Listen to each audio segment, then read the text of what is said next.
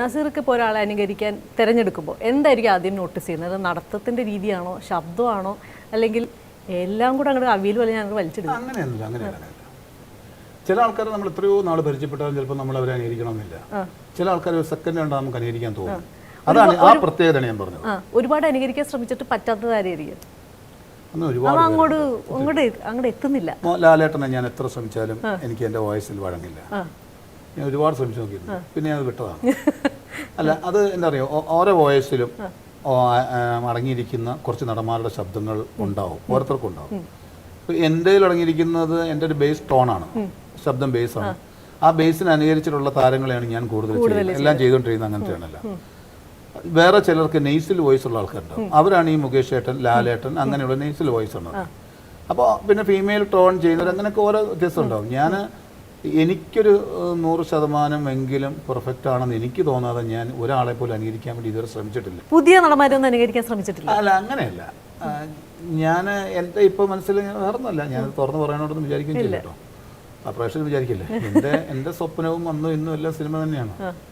എന്ന് പറഞ്ഞ സിനിമയിലേക്ക് എത്താൻ വേണ്ടി ഒരു ചവിട്ടുപടിയെ മിമിക്രിയെ കണ്ട ആളുമല്ല ഞാൻ. മിമിക്രിയെ വളരെ സീരിയസ് ആയിട്ട് കൊണ്ടു നടക്കുന്ന ഒരാൾ തന്നെയാണ്. ഒപ്പം സിനിമയാണ് വലിയ സ്വപ്നം. പിന്നെ കഴിവുള്ള കുറേ പുതിയ പേര് ആൾക്കാർ ഇപ്പം എത്തിയിട്ടുണ്ട്.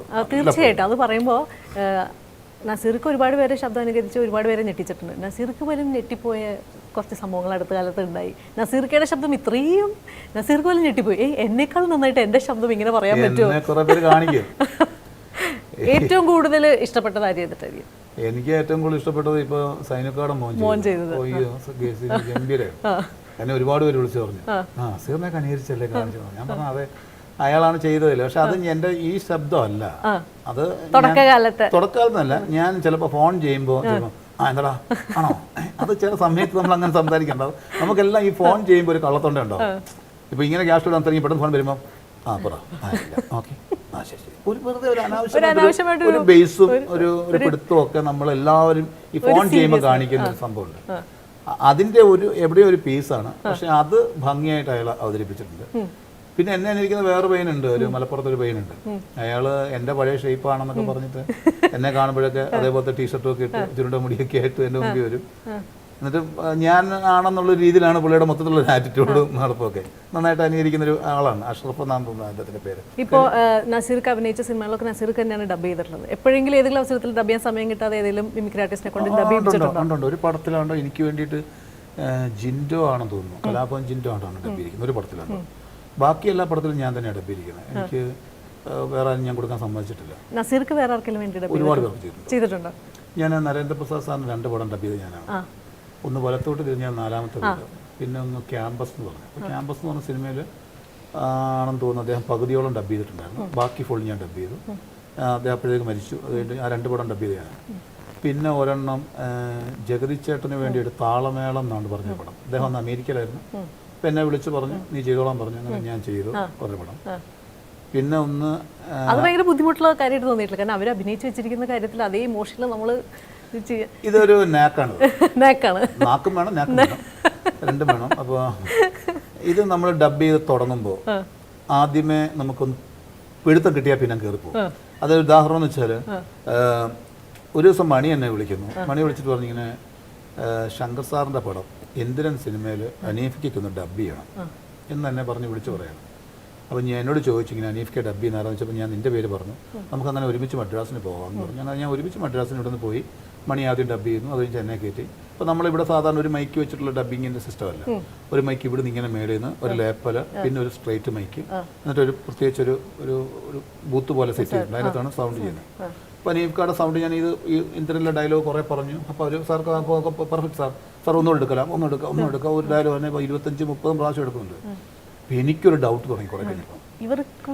കഴിഞ്ഞ 25 കൊല്ലമായിട്ട് ഇതല്ലേ കണ്ട് പ്രേക്ഷകർ കൈയടിച്ചത്, ഇതല്ലേ അനീഫ്ക്കയുടെ സൗണ്ട്.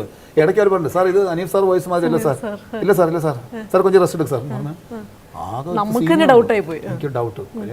ശങ്കർ സാറിന്റെ പടം, റസൂൽ പൂക്കുട്ടി അല്ല സൗണ്ട് ചെയ്യണം, അങ്ങനെ രജനി സാറൊക്കെ വലിയ പടമല്ലേ. അപ്പം ഞാൻ ആകെ ടെൻഷനായി. അപ്പോൾ പിന്നെ ഇരുന്നു ചൂടുവെള്ളം കുടിക്കുന്നു, ഡയലോഗ് പറയുന്നു, ഒരു ഡയലോഗ് പിന്നെ എടുക്കുന്നു, റിപ്പീറ്റിംഗ് എടുക്കരുത്. എല്ലാം കഴിഞ്ഞ് ഇറങ്ങിയപ്പോൾ പറഞ്ഞു, ഞാൻ പറഞ്ഞു ഓക്കെയാണ് സാർ, നിങ്ങൾ മുതലിലെ പണിതേ പെർഫെക്റ്റാണ്, ഇനി കൊഞ്ചം പെർഫെക്ഷൻ കിട്ടുക അത് നല്ലാണ്ട് പെർഫെക്റ്റ് ആ സാർ പറഞ്ഞു ഭയങ്കര ഹാപ്പിയായി. അത് കഴിഞ്ഞ് എനിക്ക് വേറൊരു വിളി വന്നു തമിഴിൽ നിന്ന്. വിജയ് എന്ന് പറഞ്ഞ ഡയറക്ടർ, അദ്ദേഹം എന്നെ വിളിച്ചിട്ട് പറഞ്ഞു ഇങ്ങനെ മദ്രാശിപ്പട്ടണം എന്ന് പറയുന്ന സിനിമയിൽ അനീഫ് ഖാൻ ഒരു 10-22 സീൻ അഭിനയിച്ചിട്ടുണ്ട്. അപ്പോൾ അതൊന്ന് ഡബ് ചെയ്യണം. 8 മണിക്കാണ്ട് ഡബിങ് തുടങ്ങി. ഉച്ചയ്ക്ക് 1 മണിയായപ്പോൾ 26 സീൻ എടുത്ത് ഞാൻ തീർത്തു. അവർ ഞെട്ടിപ്പോയി. അവർ പറഞ്ഞു സാർ ഇത് 3 ദിവസം ഞങ്ങൾ പ്രതീക്ഷിച്ചത് അത്ര ഫാസ്റ്റാണ്. അത് നമ്മൾ ചെയ്തു തുടങ്ങിയപ്പോൾ അനീഫ് ഖായുടെ ഒരു ആത്മാവ് നമ്മുടെ ബോഡിയിൽ കയറുക എന്ന് പറയില്ലേ, ആ സമയത്ത് അത് ഉണ്ടാവും. ഇതൊക്കെ ചെയ്യുമ്പോൾ ഉണ്ടാവാറുണ്ട്. പ്രസാദ് സാറിനെ ചെയ്യുമ്പോൾ ഇവരെയൊക്കെ ചെയ്തപ്പോൾ ഓട്ടോമാറ്റിക്കലി നമ്മുടെ ബോഡിയിൽ അവർ കയറുന്ന ഒരു ഫീലിംഗ് നമുക്കുണ്ടാവും. ചെയ്യാത്തത് നമ്മൾ കമ്പള്ളി ഇപ്പോൾ അമ്പിളിച്ചേട്ടന് സുഖമില്ലാണ്ടായപ്പോൾ തിരുവമ്പാടി തമ്പാൻ എന്ന് പറഞ്ഞ സിനിമയിൽ ആദ്യം ഡബ് ചെയ്യാൻ വിളിച്ചത് തന്നെയാണ് ഞാൻ. പിന്നെ ഒരുപാടുള്ളതുകൊണ്ട് എനിക്ക് ആ സമയത്ത് ഷൂട്ടൊക്കെ ഉള്ളതുകൊണ്ട് ഞാനാണ്. പിന്നെ രമേശ് കുർമ്മശ്ശേരിയാണ് അത് ഡബ് ചെയ്തത്. അതുപോലെ കല്യാണ സൗന്ദര്യത്തിന് രമേശ് കുർമ്മശ്ശേരി കൊണ്ടാണ് ചെയ്യിപ്പിച്ചത്. അതുപോലെ സുകുമാരൻ ചേട്ടൻ മരിച്ചു കഴിഞ്ഞപ്പോൾ ആദ്യമായിട്ട് അതിന് ഡബ് ചെയ്യാൻ വേണ്ടി T S Suresh Babu sir വിളിച്ചത് തന്നെയാണ്. ഞാനാ പോയി വോയിസ് നോക്കിയത്. അങ്ങനെ ഇവർ ഈ പറഞ്ഞ പോലെ നമ്മുടെ സിനിമയിലെ ഏതെങ്കിലും ഒരു ആർട്ടിസ്റ്റിന് എന്തെങ്കിലും പറ്റിപ്പോയാൽ ഫസ്റ്റ് ഒരു വിളി വരുന്നത് എനിക്കായിരിക്കും. അല്ലെങ്കിൽ എനിക്ക് ചെയ്യാൻ പറ്റില്ലെങ്കിൽ ഞാൻ സജസ്റ്റ് ചെയ്യുന്ന ആളായിരിക്കും പോയി ചെയ്യാറുള്ളത്.